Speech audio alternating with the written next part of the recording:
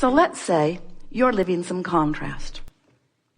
You know what you don't want. You really know what you don't want. It probably involves other people or another person. Something's going on. You're observing the what isness of it, which is natural because here you are focused in the what isness of this leading edge time-space reality. You're going to look at it. You're going to see it. You're going to know what's going on. So you're looking at some of it, and the contrast is sort of punching you. You can feel that there is something about this that you don't want. And in that process, you're launching some rockets.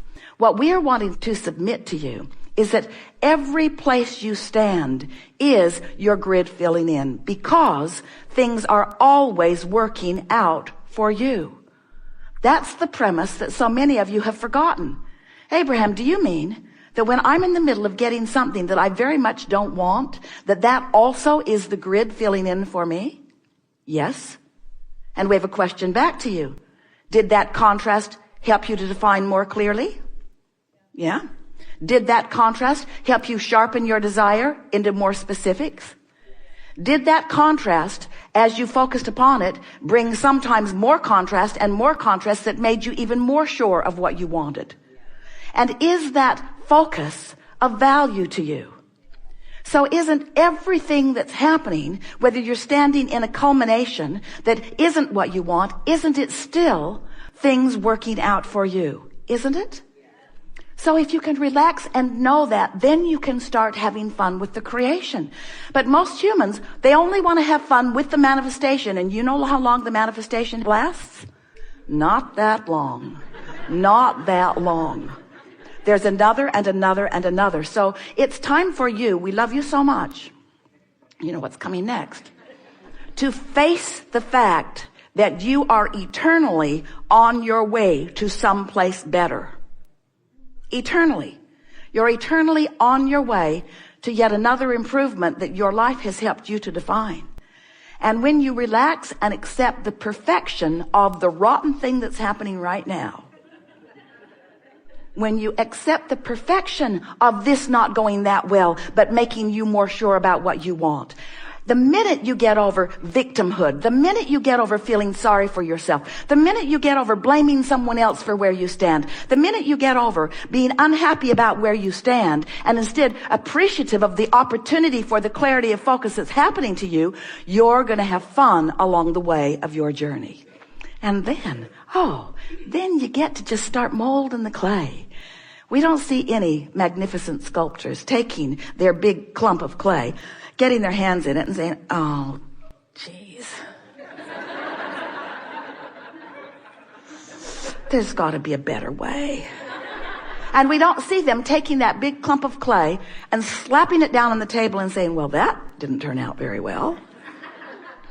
They don't expect it to. In other words, everything that's happening is happening to your advantage.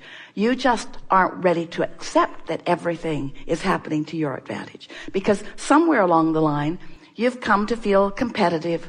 You've been made to feel less than. Someone's explained to you that you've got to buck up and that you've got to do your part and that you've got to pull your weight and that you've got to measure up.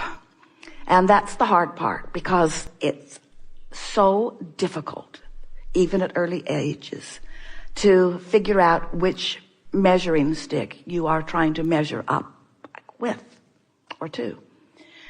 So we just want to remind you that you came from non-physical into this focus with such clear intention of the fun that you would have.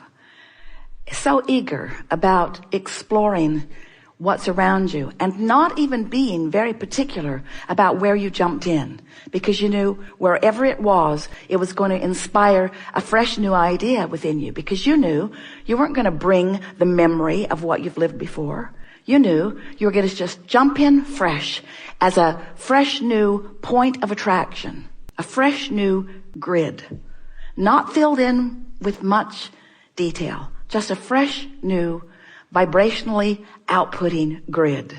And you knew that law of attraction would immediately begin bringing to you responses to that grid. And you knew that no matter what those responses were, that you were going to observe them and respond to them and launch rockets about them and begin the creation of your conscious, from this standpoint, vortex. If you've been listening to us for a while, have you been? You may have been hearing us say often, because we say it often, that everything that you want, whether it is a material object or a stack of money or a relationship or a circumstance or an event, everything that you want is because you believe you will feel better in the having of it. And we want you to understand that you will feel better in the wanting of it. You will feel better in its reason for being. You will feel better for the focal point of it. You will feel better for the reason to focus for it, you see. And the outcomes must come. They lean your way, they lean your way, they lean your way. You get all of the things that you want. There is nothing that you cannot be or do or have. But you have to decide, what is it that you want? You have the energy, the power that creates worlds flowing to you and through you. But it doesn't flow to you because you're just standing there.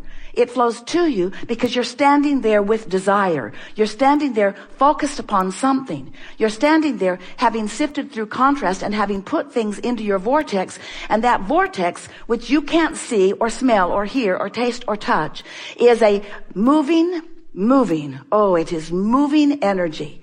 And the energy that is moving in your vortex, because of all of the contents that you've put there, one rocket of desire after the other, that moving synergy, that energy is calling source to it.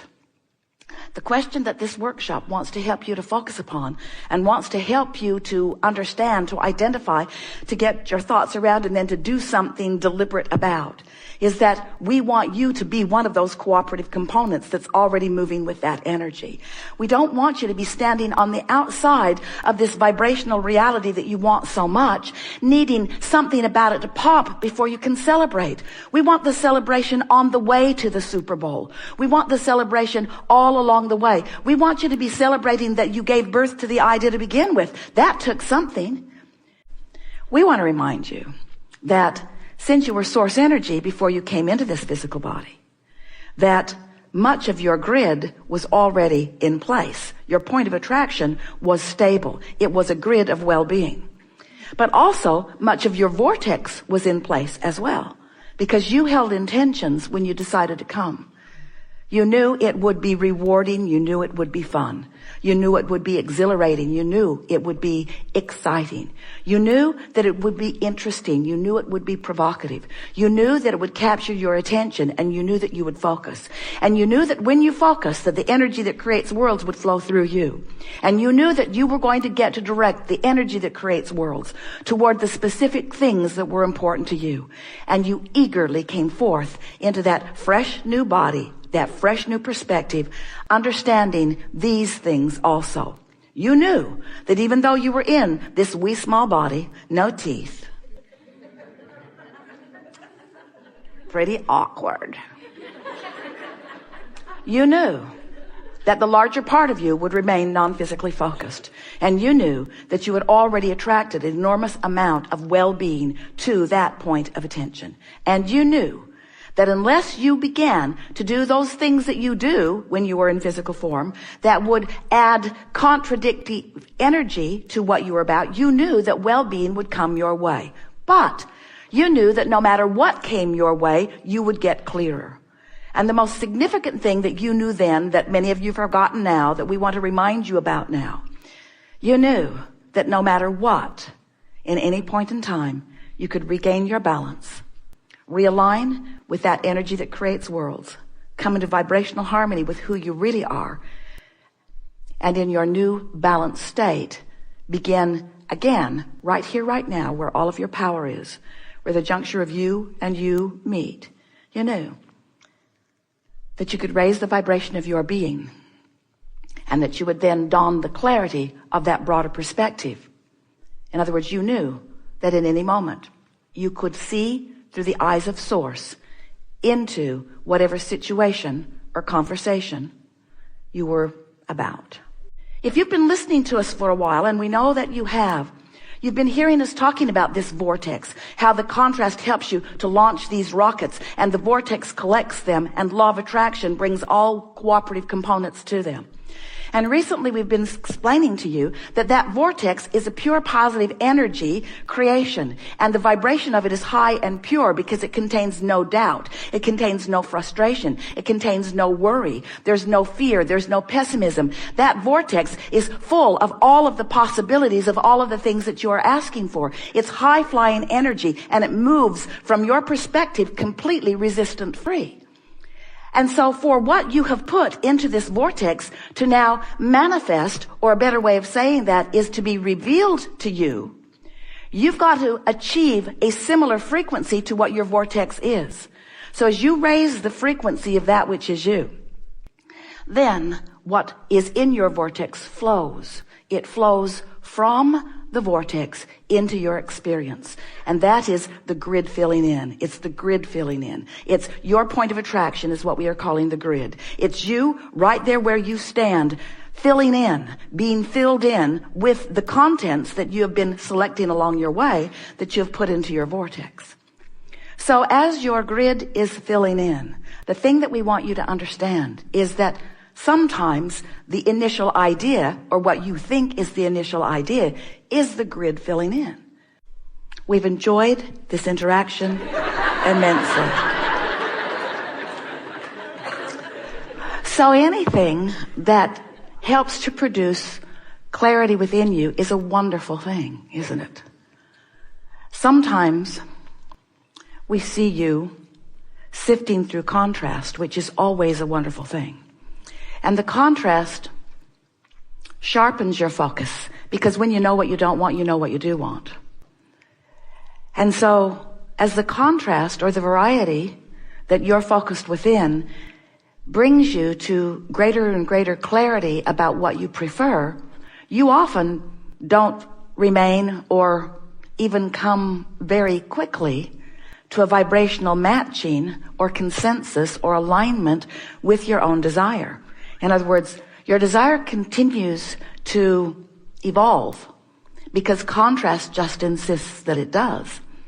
But most of our physical friends get lost in that sifting process, so they don't benefit as quickly as they could from the value of the contrast.